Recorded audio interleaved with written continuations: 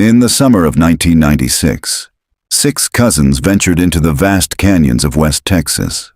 They were last seen at a remote trailhead, laughing, carrying packs filled with camping gear, and promising their parents they'd be back by Sunday night. But they never returned. Their tents were found pitched neatly at the base of the canyon, their food untouched, their gear carefully arranged, as if they'd only stepped away for a moment. Their footprints led down into the canyon's winding paths, then stopped, abruptly, on a flat stretch of sun-baked rock. No bodies were ever recovered, no evidence of struggle, no answers. For nearly 30 years, their families have lived with unbearable silence, haunted by what the desert may be hiding. Subscribe for more stories where the truth hides in the silence, and the silence holds the darkest secrets. The canyon lay empty under the fading light, the air shimmering with the day's heat. Red stone walls rose like cathedral towers, catching the last fire of the sun. Shadows crept long and thin across the desert floor. Ranger Alan Whitmore stood at the edge of the trail, binoculars raised. He had been part of search operations before. Hikers lost, children strayed too far from campgrounds, even a tourist who fell into a ravine.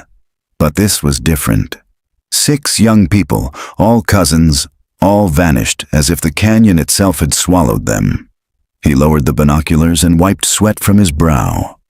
Around him, other searchers moved through the brush. Volunteers from nearby towns, deputies in wide-brimmed hats, dogs tugging against their handlers. The animals barked, restless, their noses catching scents that led nowhere. The sun dropped lower. The stone walls seemed to change color, glowing orange, then crimson, then sinking into purple shadow. Whitmore's partner, a younger ranger with a dust-caked uniform, joined him. "They're saying the prints just stop," the younger man said. Whitmore nodded. "I saw. 6 sets. You can follow them clear as day down the trail. Then halfway across a flat span, nothing. Like they just lifted off." The younger ranger crossed his arms, uneasy. Could be the rock was too hard. Wind erased the dust. Whitmore shook his head. Wind can smooth edges. Doesn't erase 6 kids in the same spot. Behind them, one of the deputies radioed something. His voice carried faintly on the hot air. Nothing here, nothing anywhere. Whitmore looked out across the canyon, the landscape stretching endless and merciless. He imagined the cousins' parents, waiting back at the ranger station, clutching photographs, asking the same questions over and over. He tried to picture the 6 kids, their laughter bouncing off these canyon walls, their energy rising with the sun, their voices growing smaller as they descended deeper. Now silence pressed heavy, broken only by the distant cry of a hawk. Whitmore's chest tightened. He had worked these lands for 20 years. He knew the canyon could be cruel, that it demanded respect. But this absence, this clean erasure, felt like something else. Something watching. As night fell, the searchers lit their lanterns, pinpricks of human light swallowed by the vast dark. From the rim above, the canyon yawned, ancient and silent, as if it had always known it would keep its secrets. And beneath the shadows, something stirred. The road to Perdido Canyon was older than memory. A narrow stretch of asphalt unfurled through mesquite brush and dry grass, wavering in the late summer heat. On either side, barbed wire fences sagged under the weight of time. Claire Arden kept both hands tight on the steering wheel. Her rental car rattled slightly at every dip in the road, the air conditioner straining against the desert heat. It was her first time driving into this part of West Texas, but the land looked the way she imagined it would. Endless, sunburnt, silent. She checked the GPS again. Just 30 more miles until the ranger station. Claire had covered missing persons cases before. As a freelance journalist, she had written about cold cases in rural Appalachia, human trafficking investigations near the border, and even the occasional high-profile disappearance that made headlines for a week before fading into obscurity. But the story of the 6 missing cousins had been different. It had haunted her since she was a teenager. She remembered seeing their faces on the evening news in 1996. Grainy school photos lined up on the screen. 3 boys, 3 girls, aged between 15 and 21. She remembered her mother's voice behind her whispering, "Those poor families. They'll never get answers out there in that wilderness." Claire had carried the story with her for nearly 3 decades. 6 children bound by blood, gone without a trace. Their parents had aged with grief. Their younger siblings had grown up in the shadow of absence, and the canyon had remained silent. Now, with a true crime documentary channel offering to bankroll her next project, she finally had an excuse to follow that silence to its source. The ranger station appeared at last, a squat building of weathered wood and stone perched near the canyon rim. 2 pickup trucks were parked outside, one coated with a thin layer of dust, the other newer, its decals marking it as official park service. Claire pulled into the lot and killed the engine.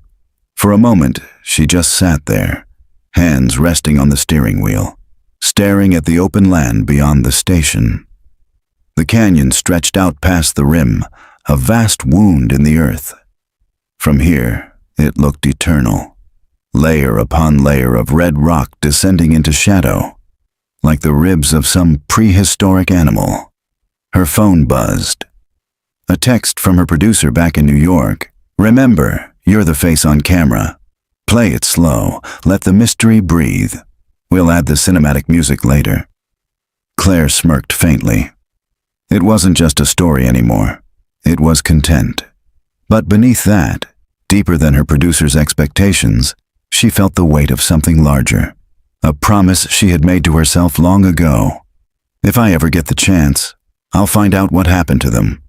She stepped out of the car, the heat slamming into her, dry and oppressive. Inside the ranger station, the air smelled faintly of dust and coffee. Maps lined the walls, showing the canyon's veins of trails and sheer drops. Behind the counter sat a man in his 60s, skin tanned like leather, hair gone mostly white. He wore the ranger's uniform with an ease that suggested decades of habit. "Afternoon," he said, looking up from a clipboard. His voice was gravelly, but not unfriendly. "Hi," Claire replied, offering a hand. "Claire Arden. We spoke on the phone. I'm here to look into the 96 disappearance." The ranger's eyes sharpened, recognition flickering. He stood and shook her hand, his grip firm. "Alan Whitmore. I was here when it happened." The name hit her immediately. She had read it in old articles. Ranger Alan Whitmore, one of the first on the scene. "I appreciate you meeting with me," Claire said. He gestured toward a row of chairs near the window. "Let's sit. You've come a long way." They settled into the chairs, the canyon sprawling just beyond the glass. Alan studied her for a moment. "You know, most folks stopped asking questions about those kids a long time ago. Families moved away. Media lost interest. But you come out here after almost 30 years. Why now?" Claire met his gaze steadily. "Because I don't think this should stay buried. 6 young people don't just vanish. There has to be something we've missed, and sometimes time brings new eyes, new ways of looking at things." Alan nodded slowly, though his expression stayed guarded. "They were good kids," he said at last, "at least from what I remember. Full of energy, loud, laughing, just being young. I still see their faces sometimes. Not the photos the news used, but how they looked out here. Dust on their boots, sun on their shoulders." Claire leaned forward. "Tell me about the search." What you saw, Alan exhaled, his eyes drifting to the canyon outside. "We started with footprints. 6 sets, clear as day, leading down into Perdido Canyon. Followed them past the creek bed, onto that flat stretch of limestone, and then nothing. Like they all stepped off the earth at once." The silence hung heavy. "No signs of struggle?" Claire asked. "None. Their camp was untouched. Food still sealed, Water bottles lined up neat. That's what chilled me most. If it was dehydration or heat stroke, you'd expect chaos, panic. But the sight looked arranged. A shiver ran down Claire's spine. Arranged by who? Alan shook his head. That's the question, isn't it? We scoured every crevice, every trail. Dogs picked up scents, lost them in the wind. We sent helicopters, volunteers, weeks of searching. And still, nothing. Claire glanced at her notes, her pen hovering. The case file mentioned locals reporting strange lights around that time. Do you remember that? Alan's mouth tightened. I remember folks seeing what they wanted to see. Lights, shadows, figures on the ridgeline. This land plays tricks, especially on the mind. Doesn't mean anything, but you don't believe that, Claire pressed gently. Alan's jaw worked. Finally, he said, what I believe doesn't matter. The canyon doesn't give up what it takes. For a long moment, they sat in silence. The only sound, the low hum of the air conditioner. Claire broke it first. I'd like to hike down tomorrow, see the site for myself. Alan's eyes narrowed, but he didn't refuse. You'll need a permit. And a guide. This land eats the unprepared. Will you come with me? She asked. His gaze held hers, hard and unreadable. Then he nodded once. Sunrise. We'll go where it all began. That night, Claire checked into a faded motel 20 miles from the canyon. The neon sign outside buzzed weakly, casting pink light across the cracked parking lot. She set her camera on the dresser, recording a short log for her producer. Day 1. Spoke with Ranger Alan Whitmore. He was there in '96. He remembers everything. Tomorrow he's taking me to the original site. He's reluctant, but I can tell it still haunts him. The way he talked about their camp, about how orderly it was. It felt like he was describing a stage, not a campsite. Like someone wanted it to be found that way. She paused, staring at her reflection in the camera's small screen. The exhaustion in her eyes surprised her. They were kids, she whispered, and they never came home. She switched off the camera, lay back on the bed, and listened to the hum of the old air conditioner. Outside, the desert night pressed close, vast and unknowable.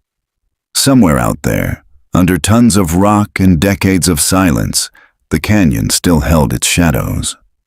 The sun was barely up when Claire pulled into the ranger station again. Pale light spilled across the horizon, tinting the desert in hues of rose and gold. The canyon rim, jagged and immense, cut a dark line against the awakening sky. Alan Whitmore was already there, standing beside a government-issued SUV, loading gear into the back. His movements were methodical, practiced, a man who had spent half his life preparing for the canyon. Claire stepped out of her car, slinging her pack over her shoulder. Morning, she said. He glanced up, gave a curt nod. You'll need water. Minimum 3 liters. The canyon's not kind to those who underestimate it. She patted her pack. I've got 4. Good. He tossed a coiled rope inside the SUV, then closed the hatch with a firm slam. Let's go before the heat sets in.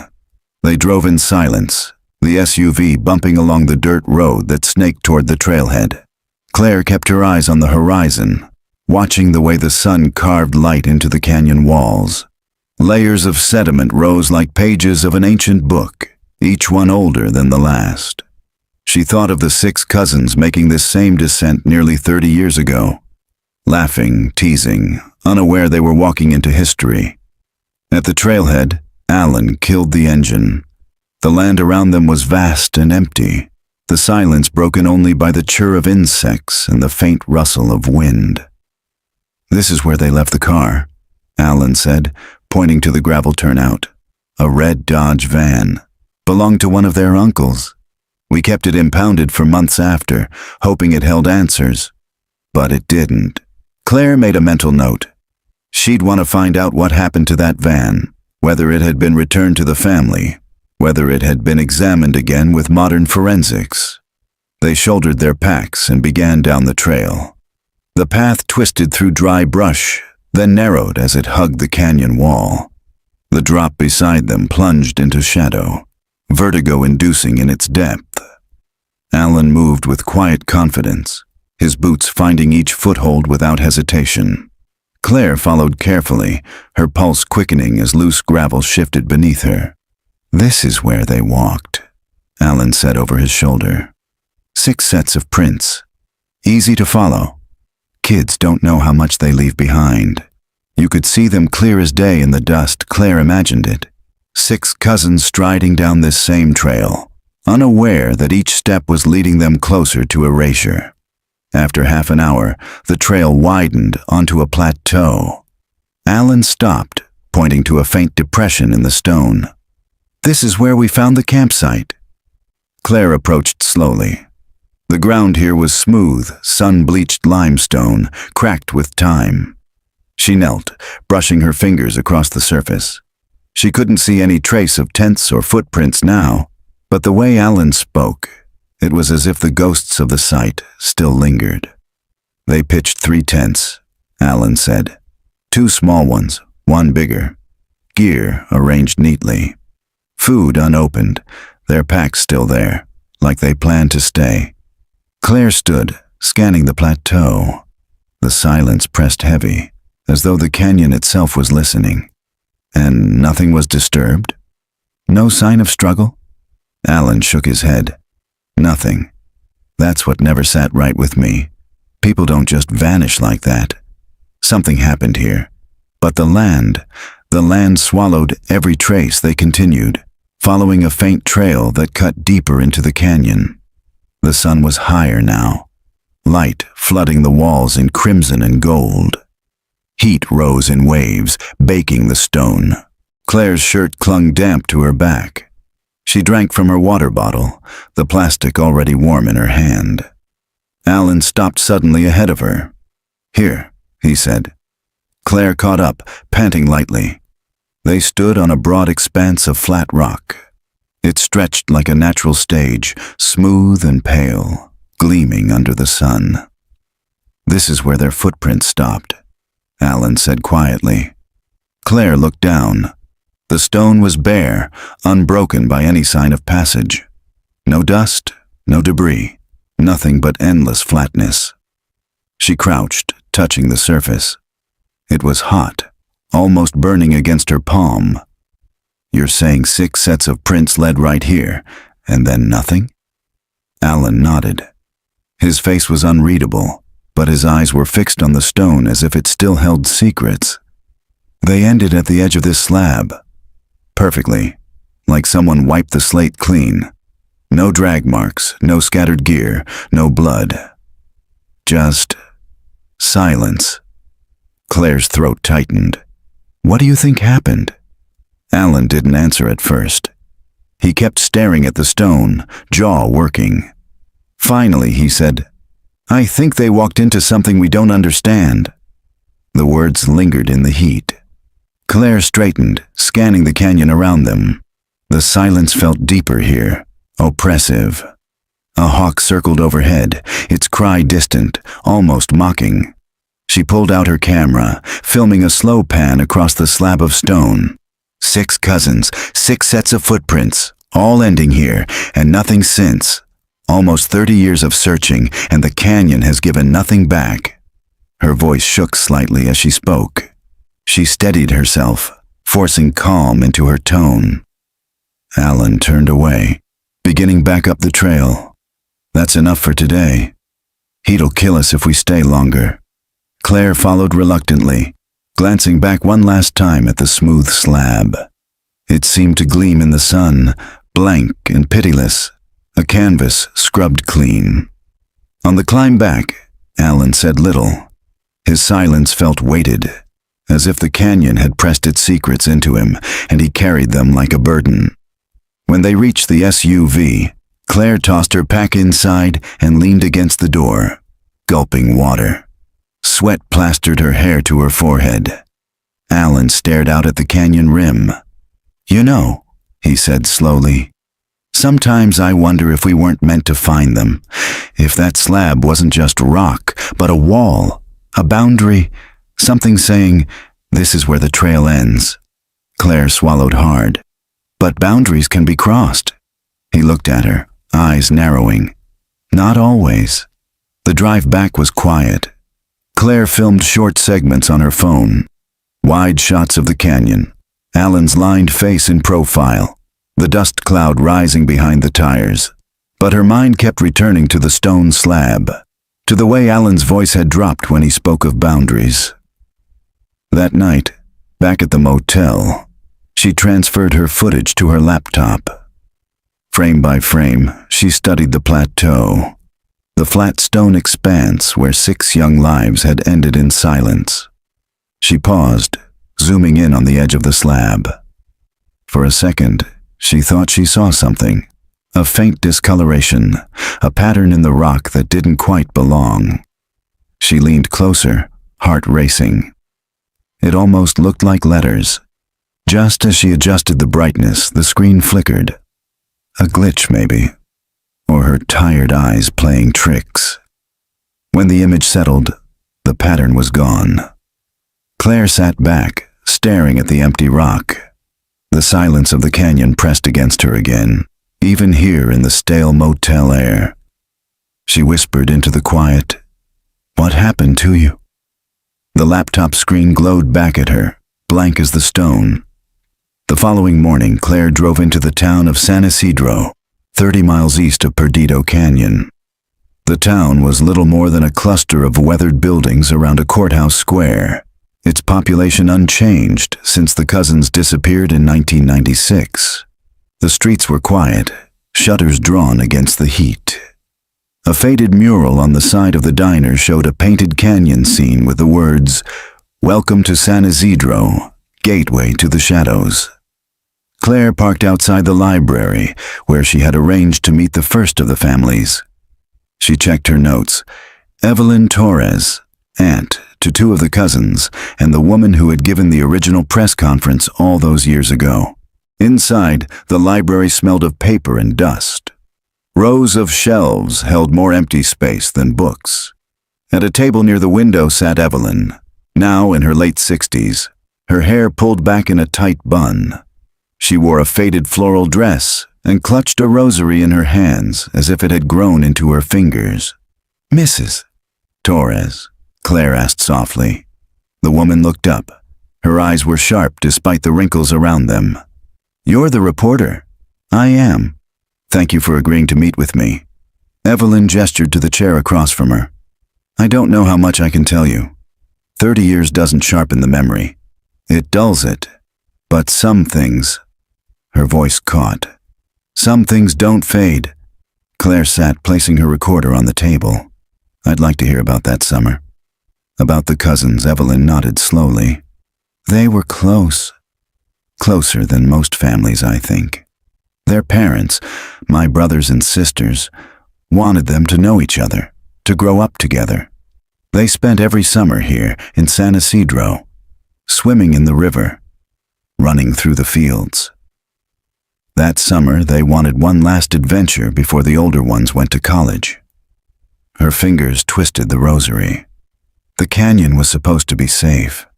They had camped before. They knew how to take care of themselves. "We thought—" She trailed off, eyes fixed on some distant point. Claire leaned forward gently. "Do you remember the last time you saw them?" Evelyn's lips pressed tight. "Yes, at the trailhead. They were loud, teasing each other, posing for a picture with the van.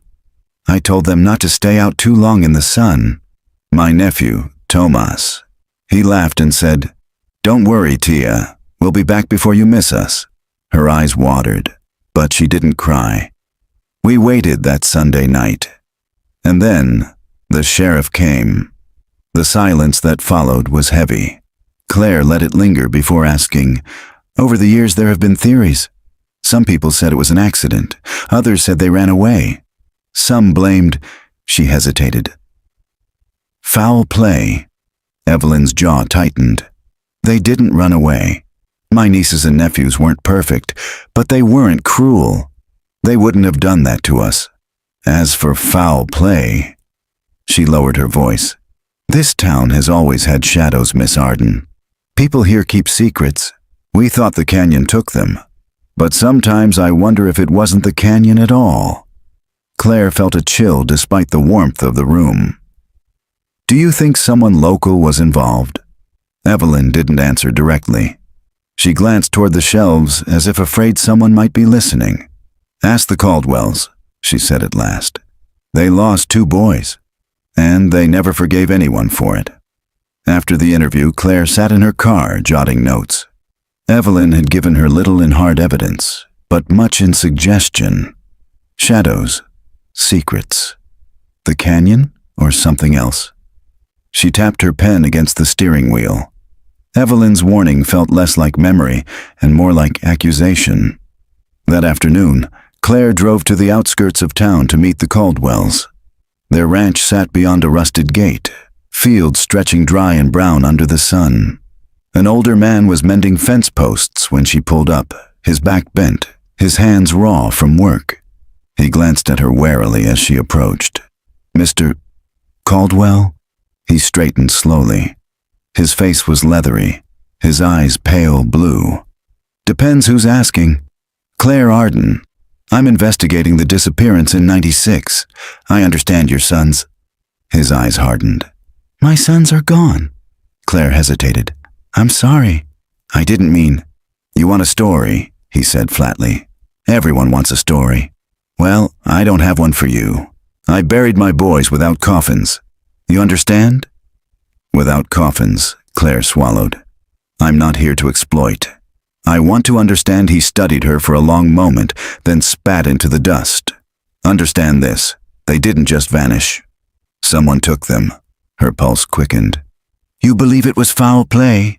His eyes flickered toward the horizon, where the canyon cut across the land like a scar. The canyon hides things, but men hide worse. We told the sheriff then. We told the rangers. Nobody listened. What did you tell them? Claire pressed gently. That we saw strangers, Caldwell said. His voice dropped. 2 nights before the kids went missing, we saw men near the trailhead. Not hikers, not locals, just watching. I told the sheriff. He said it was nothing. Claire's pen scratched furiously. Do you remember what they looked like? Tall. One of them had a limp. Both wore hats pulled low, didn't speak. Just stood there staring at the canyon like they were waiting for something. Did anyone else see them? My wife did. His voice cracked slightly. She never forgot. A screen door slammed. A woman appeared on the porch, thin and gray-haired, her hands gripping the railing. Henry, she called sharply. Caldwell looked back at Claire, his jaw set. That's enough. We don't talk about it anymore.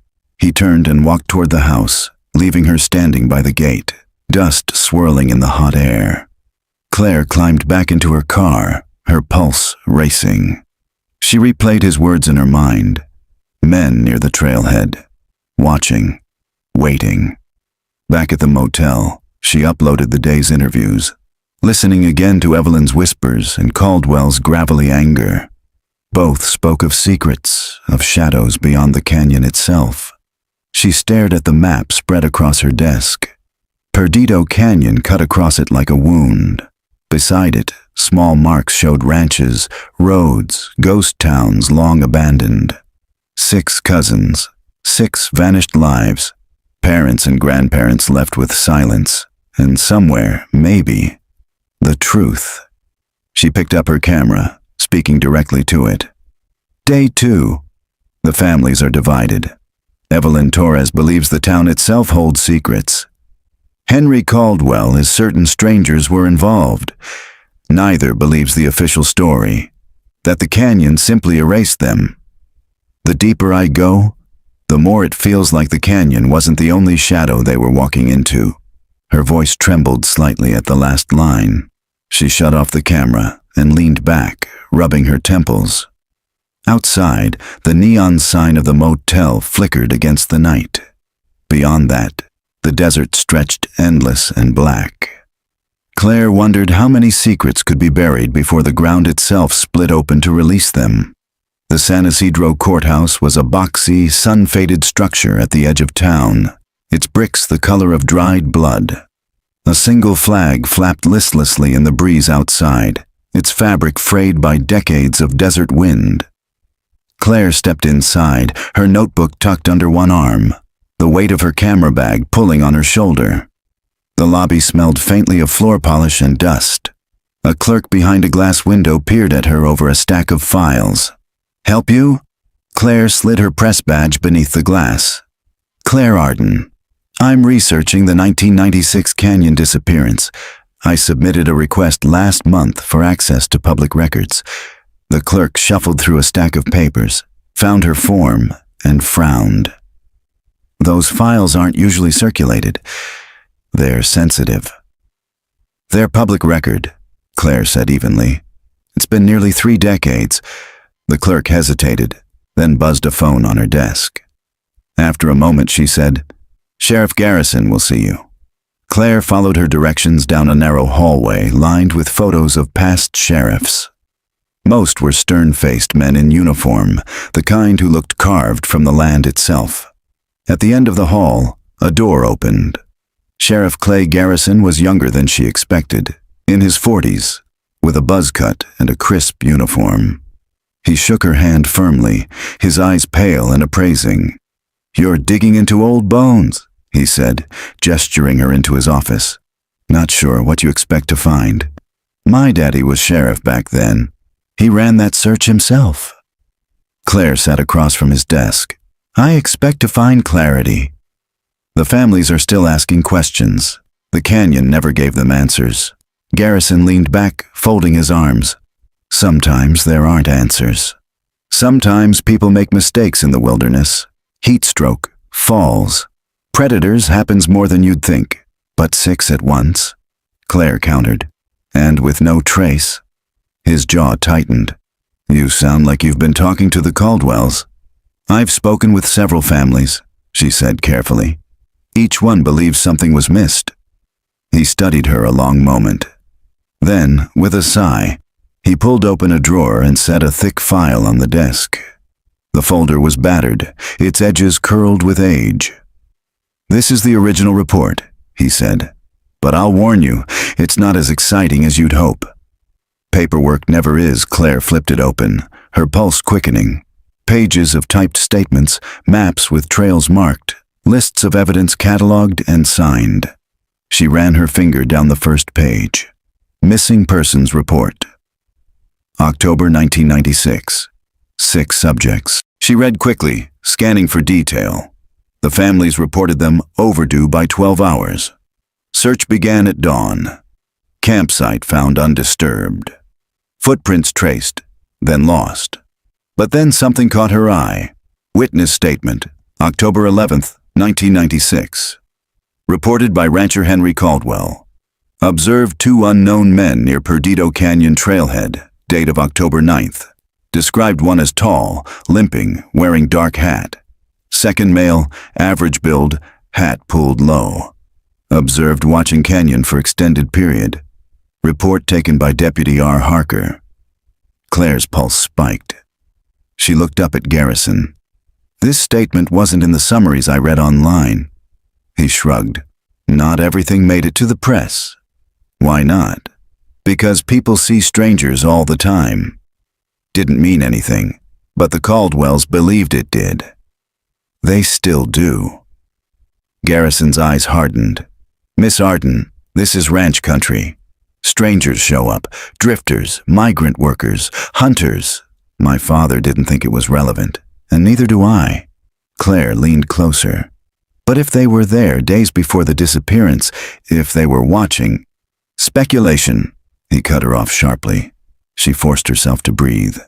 "What about follow-up? Did deputies canvass nearby towns? Ask about men matching the description?" His silence was answer enough. She flipped further through the file. More statements, more maps. And then another inconsistency. Evidence log. October 13th, 1996. Recovered item, torn fabric, possible backpack strap. Location, 0.7 miles from campsite. entered into evidence by Deputy R. Harker. Claire frowned. This log says a torn strap was recovered. What happened to it? Garrison glanced down. Don't know. I'll check. You don't know. It was almost 30 years ago, he said curtly. Storage systems weren't what they are now. She met his gaze, holding it. So evidence went missing. His expression darkened. You're twisting words. Claire sat back, her pulse hammering. She could feel the line between cooperation and hostility tightening. Closing the file, she said, I'd like copies of these documents. He hesitated. Then, grudgingly, Fine, clerk will arrange it. She gathered her notes, thanked him, and rose. But as she reached the door, his voice stopped her. Miss Arden, she turned. You dig too deep into this, you're going to find more than you want. The canyon swallows things for a reason. His eyes held hers, flat and cold. Claire left the office, her breath unsteady. Outside in the courthouse square, she sat on a bench beneath a dying oak tree and opened her notebook. She scribbled furiously, 2 unidentified men, trailhead, witness ignored, torn strap, logged then lost, sheriff's office dismissive, possible cover-up. Her mind raced. Was it incompetence or something darker? That night back at the motel, she spread the photocopies across the bedspread. She filmed them one by one for her camera, narrating softly. October 1996. The official story is simple. 6 cousins went camping and never came home, but the files show something else. Witness reports of strangers near the trailhead. Evidence recovered then lost. The sheriff's office dismissed it all. Was it negligence? Or was there a reason to bury these leads? Her voice trembled slightly, the enormity pressing in. She switched off the camera and stared at the papers. The canyon's silence had been reinforced by authority, by pen and stamp and shrug. Outside, the desert night was still, but Claire couldn't shake the sense of eyes watching from the dark. The next morning, Claire sat at the diner on Main Street with a cup of bitter coffee and a plate of eggs she had barely touched. Outside, the neon open sign flickered against the pale light of dawn. Inside, a handful of locals murmured over their breakfasts, boots scuffing against the linoleum floor. Her laptop screen glowed faintly, displaying the photocopies she had made of the sheriff's files. Her eyes lingered on one name again and again. Deputy R. Harker. He had taken Henry Caldwell's report about the 2 strangers. He had logged the torn strap found near the campsite. Both leads had vanished, absorbed by silence. Claire tapped her pen against her notebook. Who were you, Deputy Harker? She whispered. The waitress, a woman with weathered hands and tired eyes, approached with the coffee pot. Refill, please. As she poured, the woman nodded toward Claire's papers. You working on that canyon story? Claire looked up, surprised. Yes, why? The woman's expression shifted, something between interest and wariness. My brother-in-law knew Harker. Said he wasn't the same after those kids went missing. Quit the force a few years later. Started drinking heavy. Died young. Claire's pen froze. Where did he live? Out near the old highway. Trailer park by the grain silos. Place is still there, I think. His boy keeps it. Claire scribbled the directions. Thank you. The woman shrugged. Some people say Harker saw things in that canyon he wasn't meant to. He never talked about it. Just carried it with him until it killed him. By noon, Claire was bumping down a gravel road past rusted silos. The trailer park sat on the edge of the desert, sun-bleached metal boxes lined in crooked rows. Dogs barked somewhere in the distance. She parked near a sagging double-wide with peeling paint. A man in his 30s sat on the porch steps, smoking. He had Harker's name in the lines of his jaw, though his hair was long and unkempt. Claire climbed out, raising a hand. Hi, are you Daniel Harker?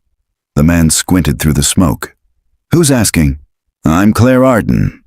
I'm a journalist looking into the canyon disappearance. Your father—" His face darkened. "My father's dead. I know. But his name appears in the records. I was hoping you might talk to me about him." Daniel took a long drag, then exhaled slowly. "You're not the first to come poking." Most give up when they realize he didn't leave much behind. "I'm not looking for souvenirs. I'm looking for truth." He studied her, then stubbed out the cigarette. "Come on then." Inside, the trailer smelled faintly of dust and motor oil. The blinds were half drawn, casting slats of shadow across the worn furniture. On the coffee table sat a stack of unopened mail and an old revolver, polished to a shine. Daniel poured himself a glass of water and gestured toward the couch. "You want to know about my dad? He was a good cop, at least at first. Took the job serious, thought he was protecting people. But after 96, his voice faltered. He was never the same." "What changed?" Claire asked. Daniel sank into a chair, rubbing his temples. "He came home that week looking like he'd seen a ghost. Wouldn't eat, wouldn't sleep. Just sat at the kitchen table with his head in his hands. My mom asked what was wrong.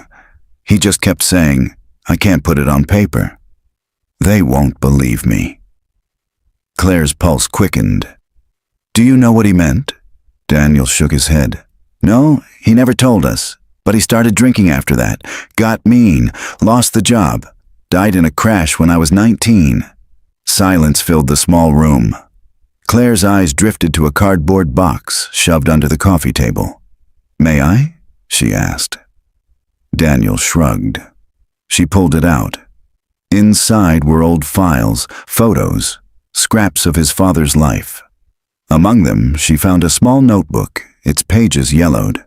Her hands trembled as she opened it. The entries were sparse, scrawled in uneven handwriting. October 11th, 1996. Interviewed Caldwell. 2 men at Trailhead. Don't match locals. Gave description. Sheriff says drop it. October 13. Found torn strap. Sheriff says not significant. Logged anyway. He was angry. Told me to burn it. I didn't. Hid it. Claire's breath caught. She turned the page. October 14. Something in the canyon. Saw movement by the slab. Sheriff says it's tricks of heat. But I saw. Eyes in the dark. Not human. Can't put it on paper. They'll call me crazy. Her heart pounded. She read the final entry. November 2nd. Sheriff says case is closed. Told me to shut my mouth. But I keep dreaming of the canyon. Kids standing at the edge, waiting. Claire looked up, her hands shaking. "Do you still have the strap?" Daniel frowned. "What strap?" "Your father wrote he hid it." He shook his head. "If he did, it wasn't here when we cleared the trailer." "Maybe he buried it. Maybe someone else took it." Claire closed the notebook carefully. "This is important. Could I hold on to it?"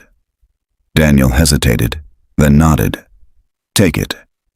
Maybe it'll do more good with you than gathering dust here." As Claire drove back toward town, the notebook sat heavy on the passenger seat. Her thoughts spun. A deputy ordered to burn evidence, witnesses ignored, and a man haunted by something he claimed he saw, something not human. Back at the motel, she set up her camera, the notebook open before her. "This changes everything," she said, her voice low, urgent. Deputy Robert Harker documented that the sheriff told him to destroy evidence, a torn strap found near the cousins' campsite. He also claimed to have seen movement near the slab of stone, something he couldn't explain. He wrote, "Eyes in the dark. Not human." Was he unraveling from guilt, or did he witness something real? Either way, this suggests more than negligence. It suggests suppression. She turned off the camera and sat in silence, her pulse racing. The desert night pressed against the motel windows, the hum of insects rising. Claire felt it again, that sensation of being watched, of unseen eyes in the dark. She whispered into the stillness, "What did you see, Deputy Harker?" The only answer was silence. The motel's ice machine rattled and hummed as Claire filled a paper cup, the sound echoing through the dim hallway. It was close to midnight, but she couldn't sleep. The notebook from Deputy Harker sat on her desk, its yellowed pages tugging at her thoughts like a hook in her chest. She poured the ice water, sat down, and opened her laptop. It was time to stop thinking of the cousins as names on a case file and start seeing them as people. 6 young lives, 6 personalities, 6 sets of secrets. She typed each name into the database she had access to through her paper. Tomas Torres, 19, the oldest.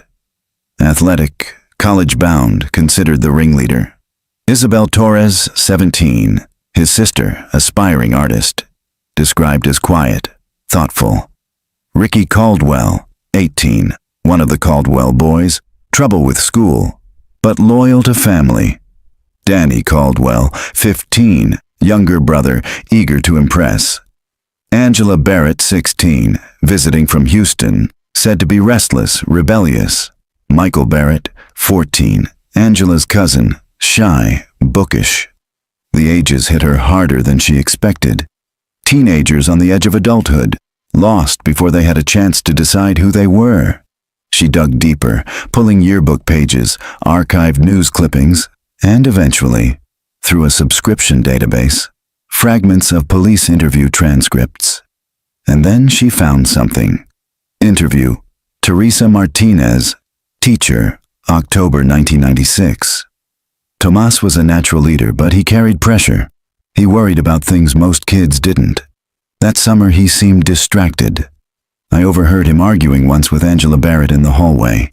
She told him, "If you don't tell them, I will." I don't know what it meant, but he looked furious and she looked scared.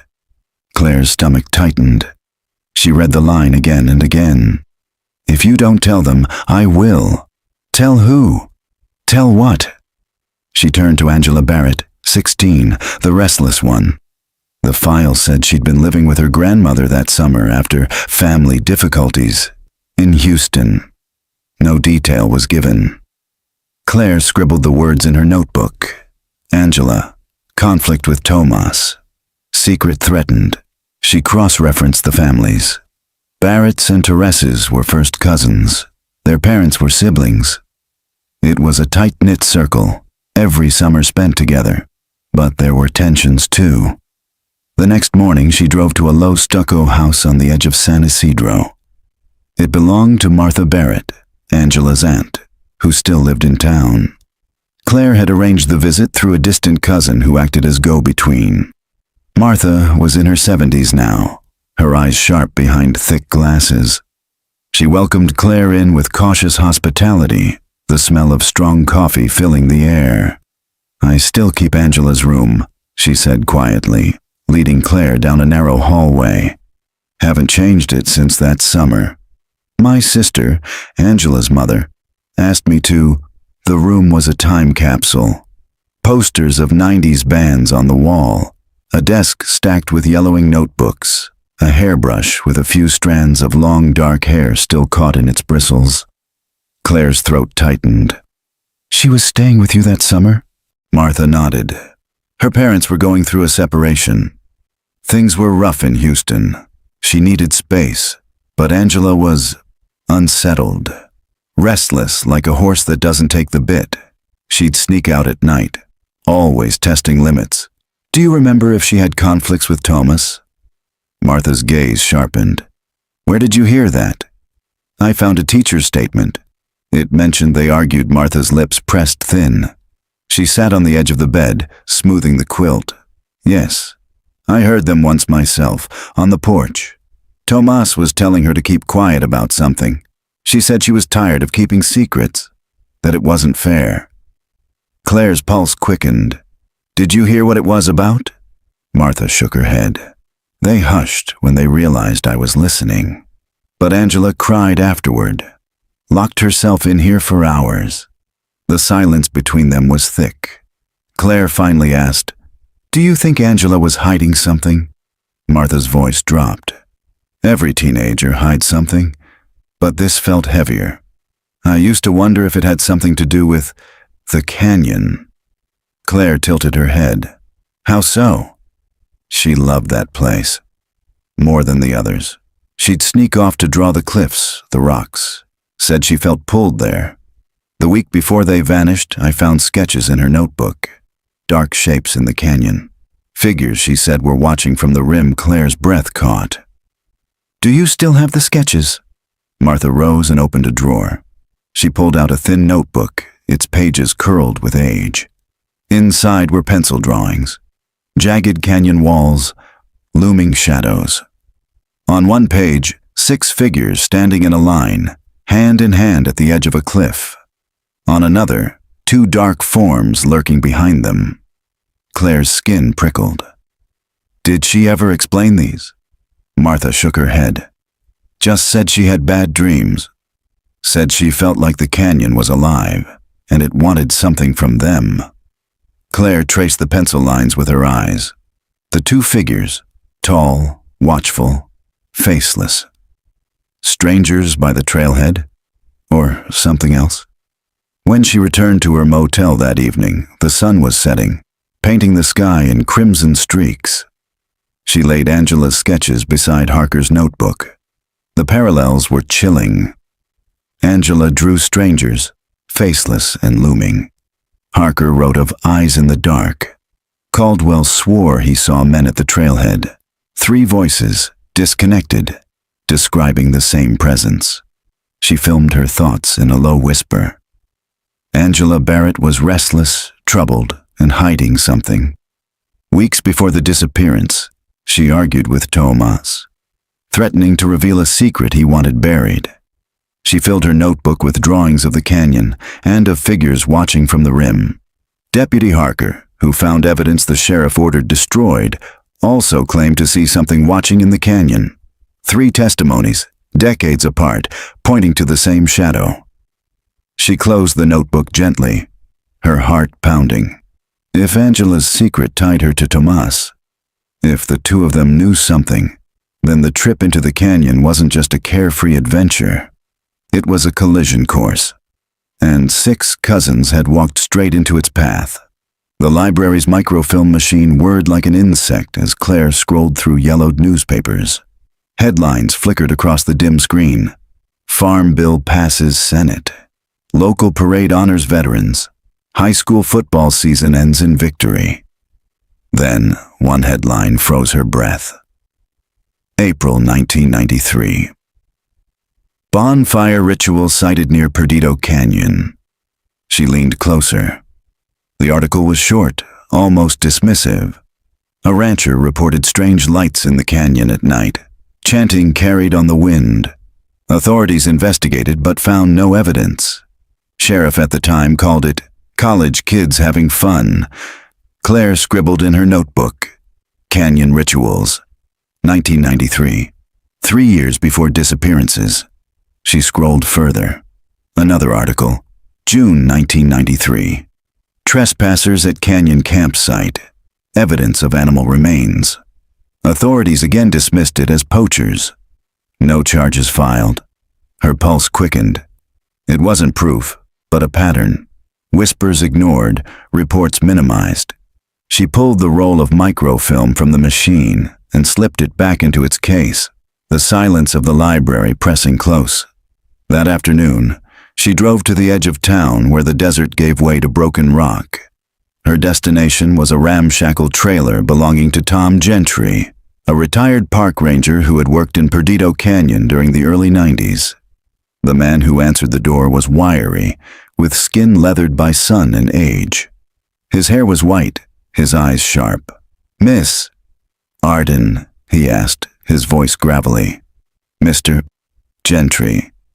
Thank you for agreeing to speak with me." He waved her inside. The trailer smelled faintly of tobacco and pine cleaner. Maps and old ranger badges decorated the walls. "You want to know about the canyon," he said, settling into a chair. "Nobody asks about that place anymore, not since the kids vanished." "That's exactly why I'm asking," Claire said gently. "Before 96, were there other incidents? Strange sightings? Activity?" Gentry lit a cigarette, his hand steady. Smoke curled into the stale air. Depends what you call strange. Canyon has always had its stories. Old Apache legends, miners who swore they saw fires in the cliffs, folks hearing voices at night. Most of it's superstition. But you saw something. Claire pressed. His gaze shifted. 93. Springtime. We had reports of trespassers building bonfires. I went in with another ranger. We found a clearing near the rim. Charred wood, animal bones, symbols painted on rocks. Looked like ritual stuff. Not kids messing around. Too deliberate. Claire leaned forward. What kind of symbols? He drew an ashtray closer, stubbed his cigarette, and took a pen from his shirt pocket. On a scrap of paper, he sketched a crude shape, a circle with jagged lines radiating inward, intersecting at the center. Claire's breath caught. It was nearly identical to one of Angela Barrett's sketches. Gentry pushed the paper toward her. We reported it. Sheriff's office told us to forget it, said it was teenagers from the college. But I knew better. There was intent behind it, purpose. Did you ever see the people? Once, a week later. Figures moving along the rim at night. Long robes, torches. Too far to identify. When we approached, they scattered. We never caught them. Claire's pen raced. You think it was a cult? Gentry shrugged. That word gets thrown around. Could have been, but whoever they were, they knew that canyon like the back of their hand. They weren't outsiders. Claire froze. You mean locals? His eyes met hers, steady and grim. That's what scared me most. The idea, it wasn't strangers at all. The room felt colder despite the desert heat. Why didn't you speak publicly after the cousins disappeared? She asked. Gentry's jaw tightened. I tried. Sheriff shut me down, said I'd stir panic, said I'd ruin the town's reputation. After that, I kept my mouth shut. But I still wake up nights, hearing that chanting echoing down the cliffs. Claire left the trailer with the paper in her hand, the symbol burning into her mind.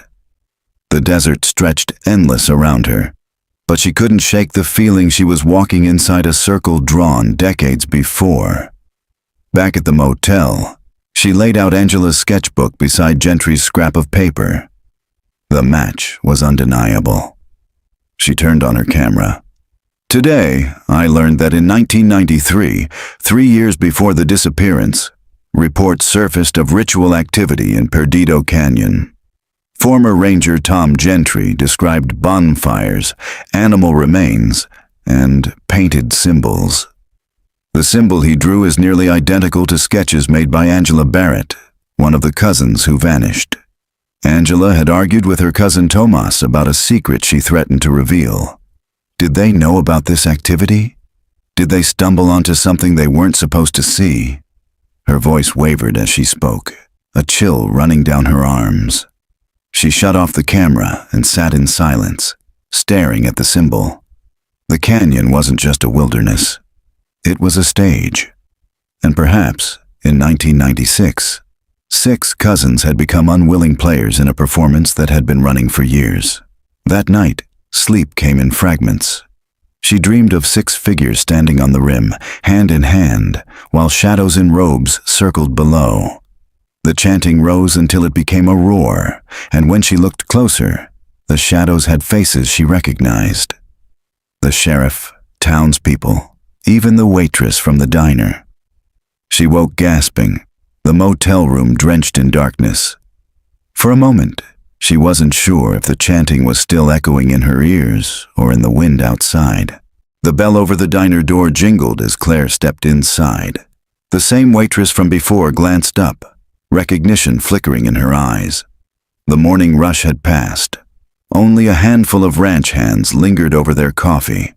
Claire slid into a booth, laid her notebook on the table, and when the waitress came over, she asked quietly, "Can I show you something?"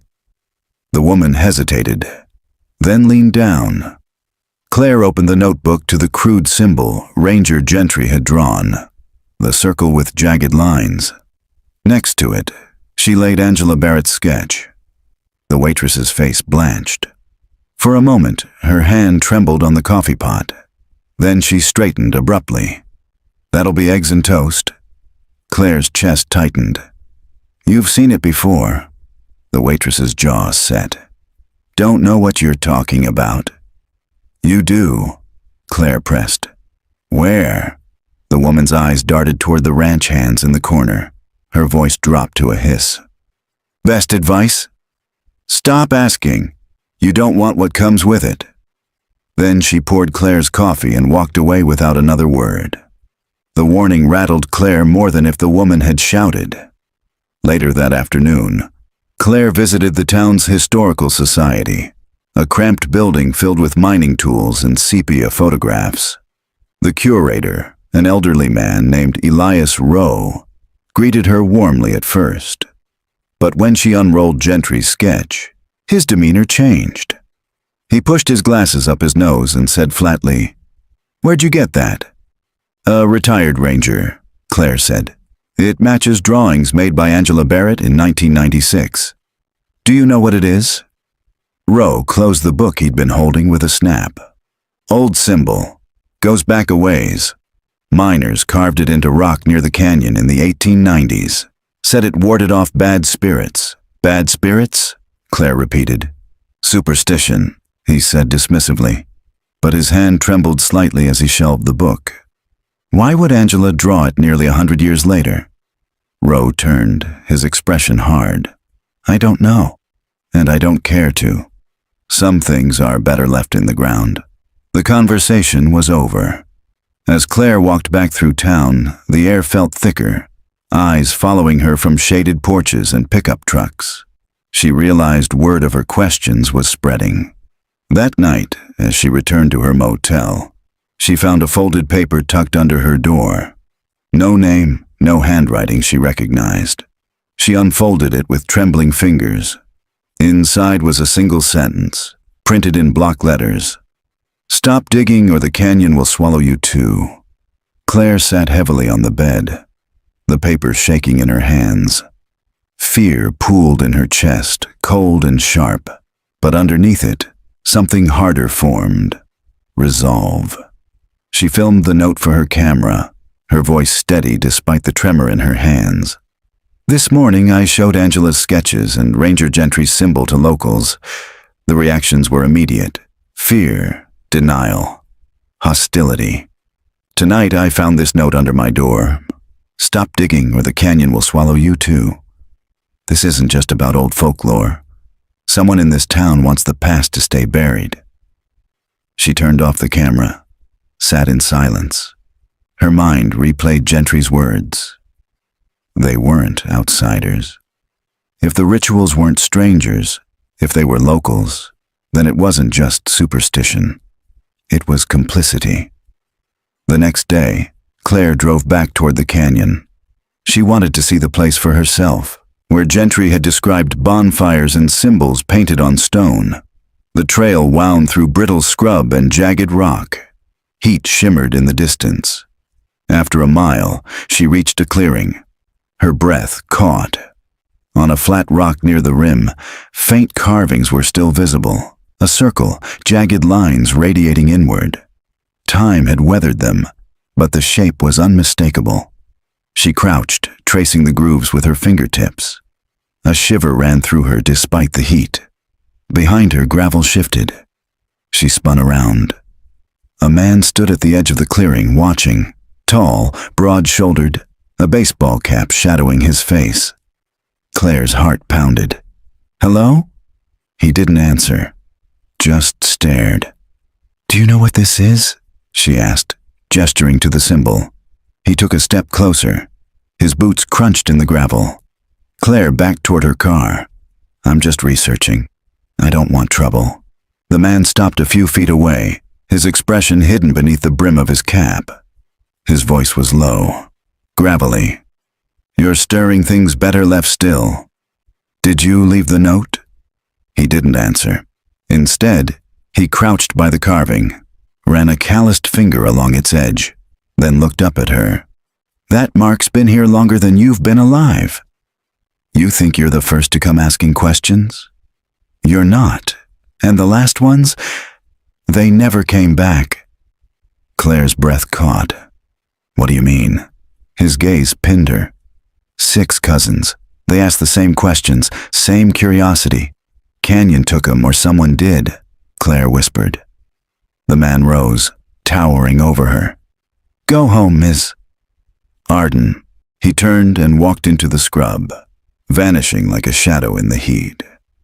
Claire stumbled back to her car, her hands shaking as she jammed the keys into the ignition. As she drove away, dust billowed behind her like smoke. Her thoughts spiraled. The cousins had argued, had secrets. Angela sketched symbols tied to rituals locals wanted forgotten. A deputy hid evidence. A ranger warned of robed figures. And now strangers, or neighbors, were warning her away. The canyon wasn't just geography.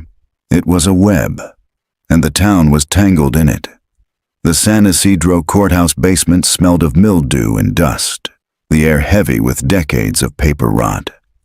Claire had spent the morning convincing a clerk to let her comb through archival overflow. Stacks of boxes no one touched unless a subpoena demanded it. She pulled another carton onto the table, brushed dust from its lid, and rifled through folders labeled 1992, 1993, 1994. Then she saw it. Incident report. March 12th, 1993. Her pulse quickened as she unfolded the yellowing pages.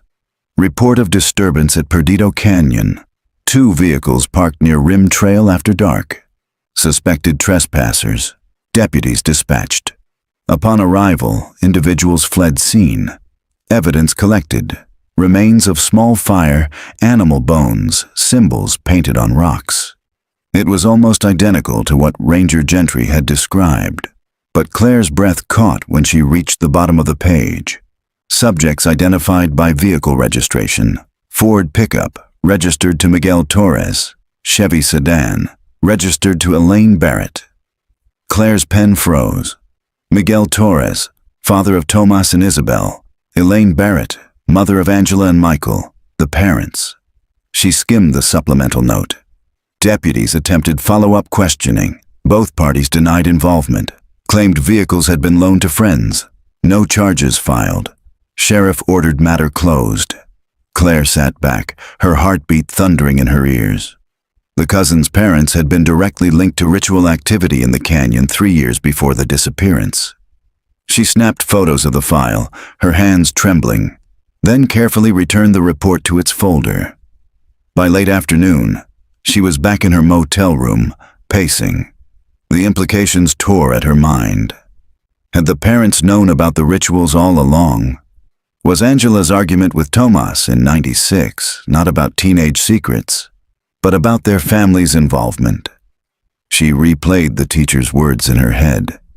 "If you don't tell them, I will." Tell who? Tell about what? Claire imagined Angela threatening to expose the truth, that their own families had ties to whatever happened in the canyon. Her phone buzzed, a message from an unknown number. "Meet me behind the feed store, Sunset." Her chest tightened. Another risk. Another shadow beckoning. But she couldn't ignore it. The sun was dropping low when Claire pulled up to the feed store on the edge of town. She parked, stepped out, and circled to the back lot where bales of hay lay stacked against a rusted fence. A figure stood there, half in shadow. It was the waitress from the diner. "You shouldn't be here," the woman said sharply. "You sent the message?" The waitress glanced around, then nodded. Her voice dropped. "I heard what you found in the courthouse. You need to be careful." Claire's throat tightened. "It's true, isn't it?" The Tereses and Barretts were involved. The woman's eyes glistened with fear. Not all of them, but some. In the early '90s, there were gatherings in the canyon, not church gatherings, not parties, something darker. They said it was to keep the town safe, offerings to whatever lived out there. But the truth is, it was power, control. Men, and some women too, meeting in secret. Angela knew, Claire whispered. She knew enough, the waitress said. That's why she argued with Tomas. He wanted to bury it. She wanted it out. And then they all vanished. Do you think they're families? The woman cut her off. Don't say it. Don't even think it too loud. This town protects its own, even the rotten ones. That's why the sheriff shut everything down back then. Too many names would have burned. Claire's voice trembled. So you're telling me the disappearance wasn't random? It was orchestrated? The waitress looked away, toward the horizon bleeding red with sunset. I don't know who swung the hammer, but I know whose hands held it steady. A chill ran through Claire's bones. Before she could ask more, the woman stepped back, her face taut with fear. I've already said too much. Don't contact me again. Then she hurried toward her car and drove off, leaving Claire alone in the dying light. That night, Claire spread everything on her motel bed. Harker's notebook, Angela's sketches, the courthouse report, the warning note. 6 cousins had walked into the canyon, carrying the weight of secrets that stretched back to their parents. The canyon hadn't just swallowed them. It had been fed. Claire filmed her reflection in the dark motel mirror, her voice low, almost a whisper. The 1993 incident report links 2 of the cousins' parents directly to the canyon rituals. Vehicles registered to Miguel Torres and Elaine Barrett were found at a ritual site. No charges filed. Sheriff closed the case. 3 years later, their children vanished in the same canyon. What if the secret Angela wanted to reveal wasn't teenage drama, but the truth about their parents?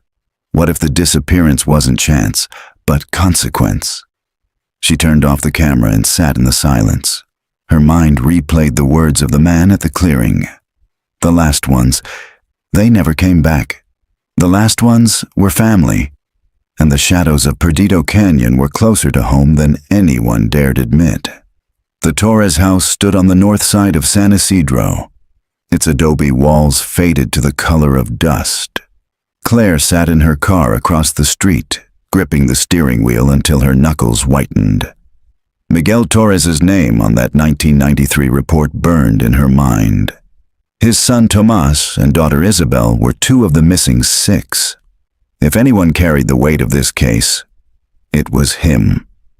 She stepped out, her notebook tucked under her arm, and walked up the cracked walkway. A wind chime clinked above the porch, a soft, eerie sound. The door opened before she could knock. An older man filled the frame, broad-shouldered, silver hair, eyes that seemed to carry a permanent storm. Mr. Torres? Claire asked. His gaze narrowed. Who are you? Claire Arden. I'm an investigative journalist. I'm looking into what happened in 1996. The silence stretched, heavy. Then, with a grunt, he stepped aside. 5 minutes. The interior was sparse, worn furniture, family photos lining the mantel. A smiling Tomas in a football jersey, Isabel clutching a paintbrush in front of an easel, their faces caught in a time before shadows. Claire sat, pulse racing. She unfolded a copy of the 1993 incident report and laid it on the coffee table. Miguel's jaw tightened as his eyes fell on it. You were there, she said softly. 3 years before your children vanished. At the canyon. At one of the rituals, his nostrils flared.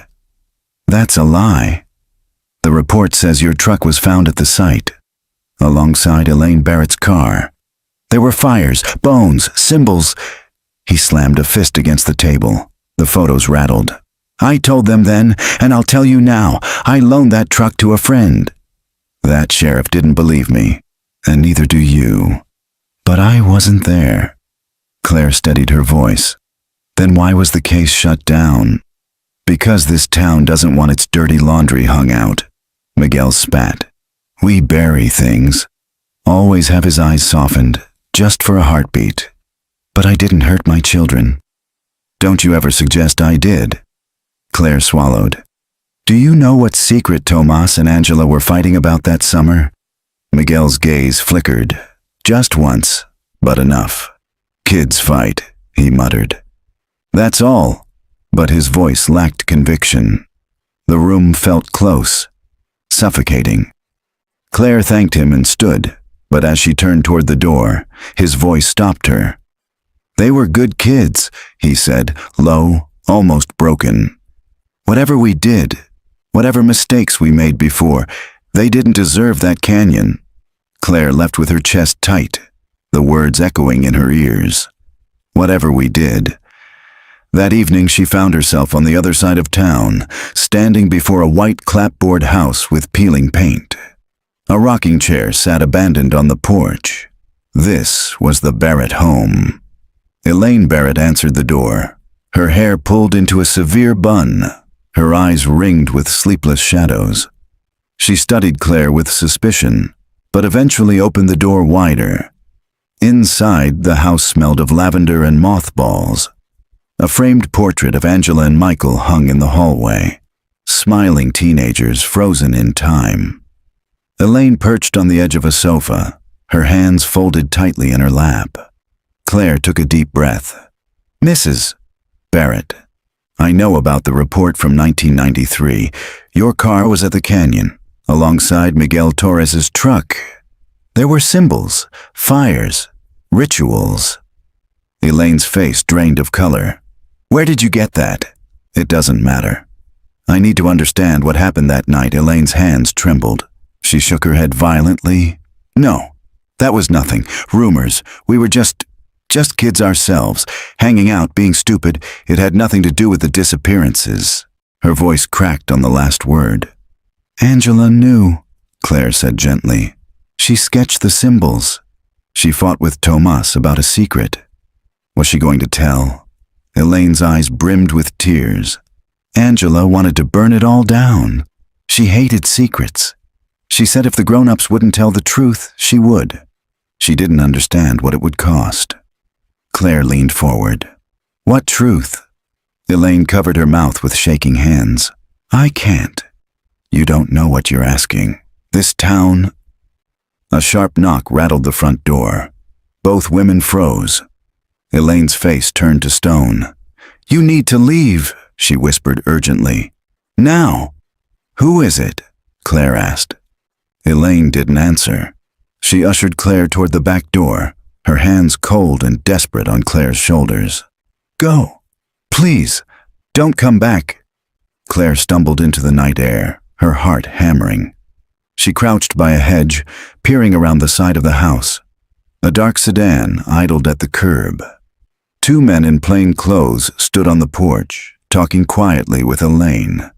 She glanced over her shoulder, her face pale. Claire slipped away into the shadows, every nerve alive with dread. Back in her motel, she locked the door and replayed the evening in her head. Miguel Torres, denial wrapped in guilt. Elaine Barrett, panic, half confession, silenced by unexpected visitors. She filmed herself, her face pale in the glow of the camera. Tonight I confronted Miguel Torres and Elaine Barrett. Both denied, both deflected. But beneath it was something else. Guilt, fear. They know more than they've admitted for 27 years. And someone, maybe more than one someone, is making sure they never speak it aloud. She shut off the camera and collapsed onto the bed. Sleep came late, filled with visions of 6 teenagers walking into the canyon, shadows gathering behind them, shadows with familiar faces. Claire arrived at the county records building just after dawn. Sleep had been thin, haunted by Elaine Barrett's trembling voice and the men at her door. She knew if she didn't move quickly, whatever remained of the truth might vanish back into silence. The clerk at the counter barely looked up when she requested access to old sheriff's files. "You'll need authorization," he said flatly. Claire slid a folded paper across the desk, a copy of a press credential she carried like a weapon. "Freedom of Information Act, Public Records." He hesitated, sighed, and disappeared into the back. Minutes later, he returned with a box labeled Sheriff's Office, 1990 to 1996. Claire carried it to a table, heart pounding. Inside were manila folders, reports, and handwritten logs. She thumbed through them, searching for any link to Perdido Canyon. Then, she found it. Internal memo. May 3rd, 1993. She read aloud under her breath. Deputies instructed to discontinue reports of ritual activity.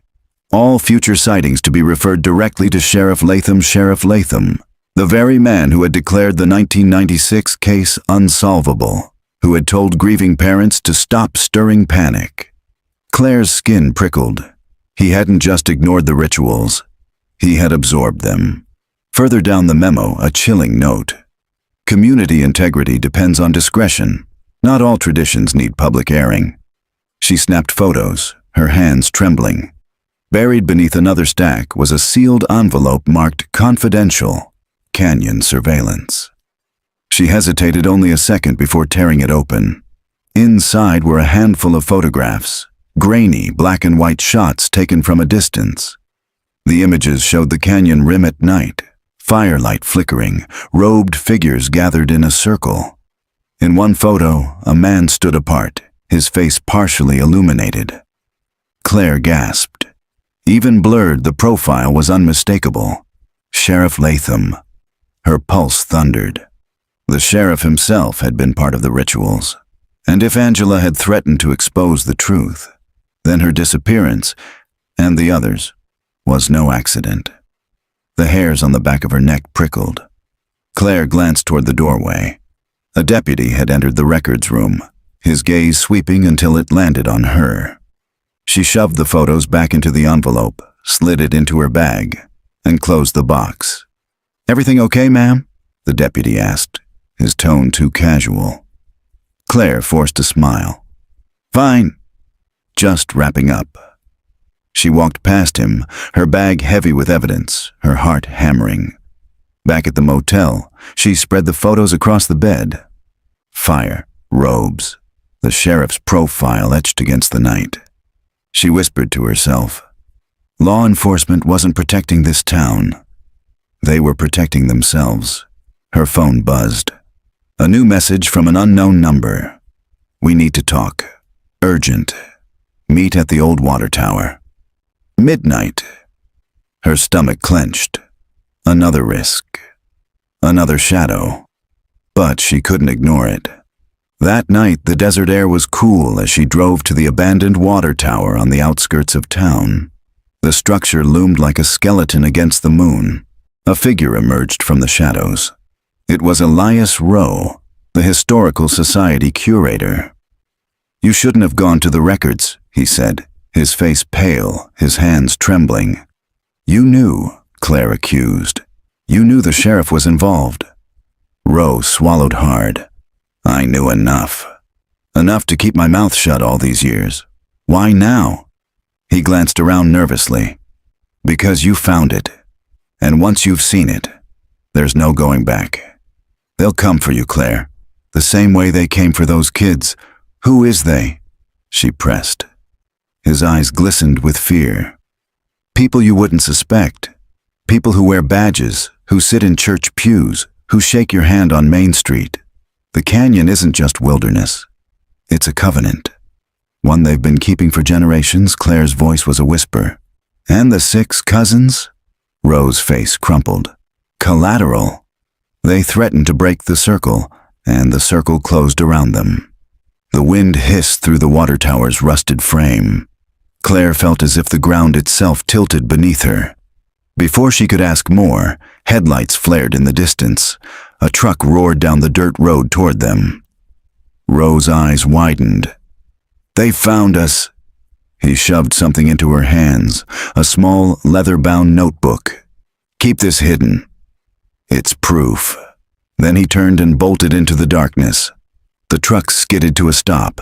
Doors slammed. Voices shouted.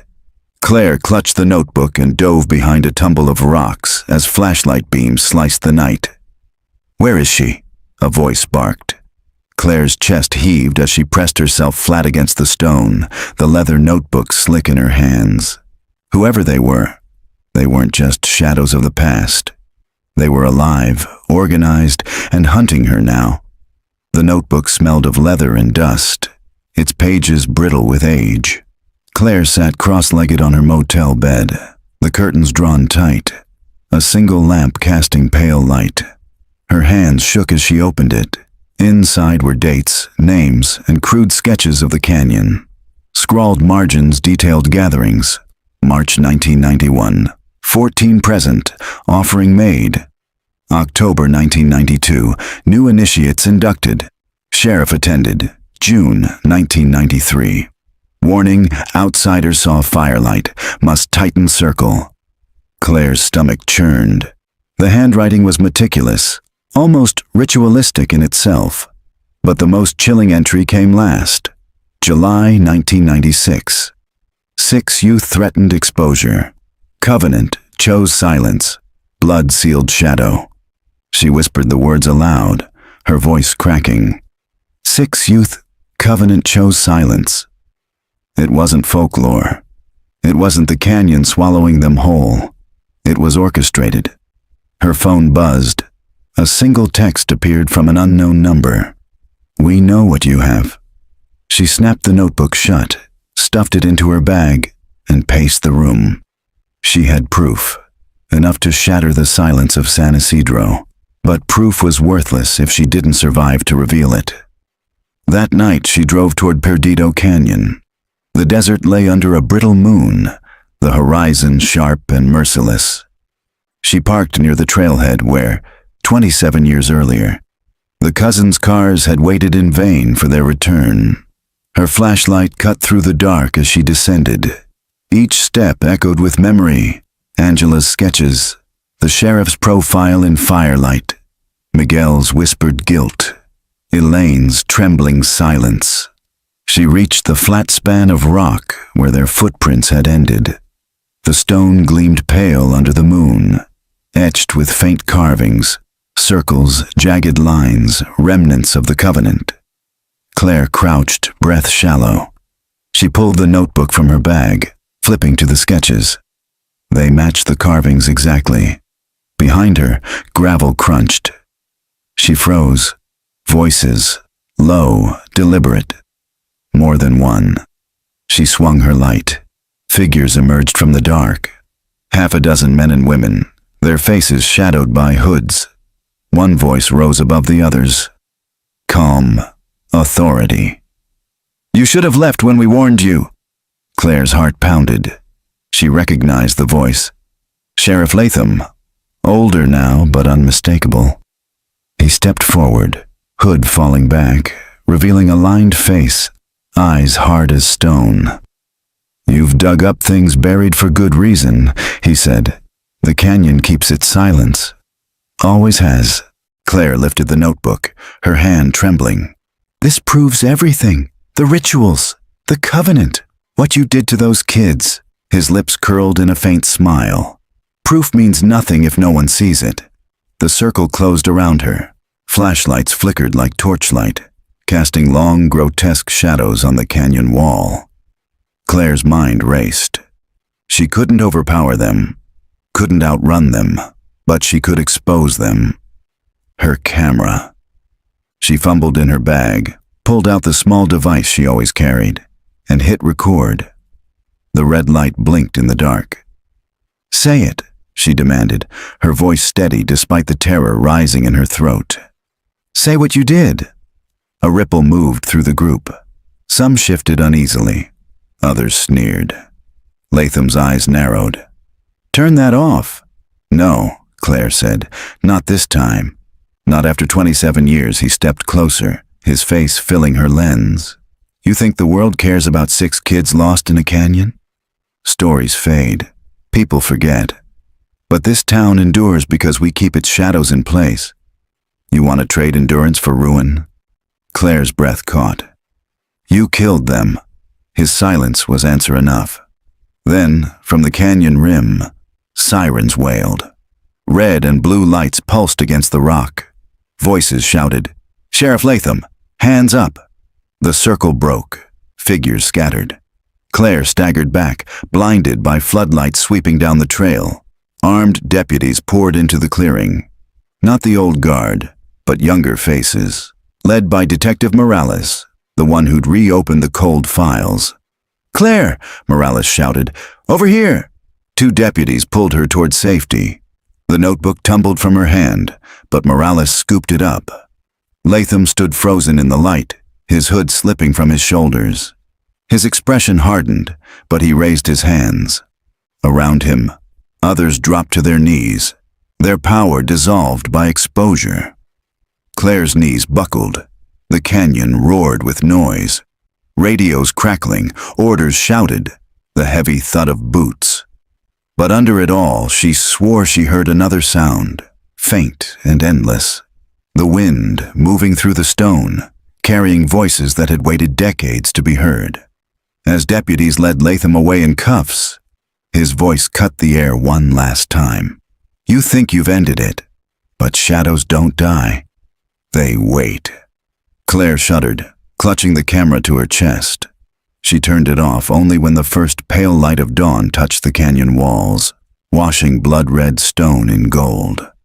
The silence that followed felt different. Not empty,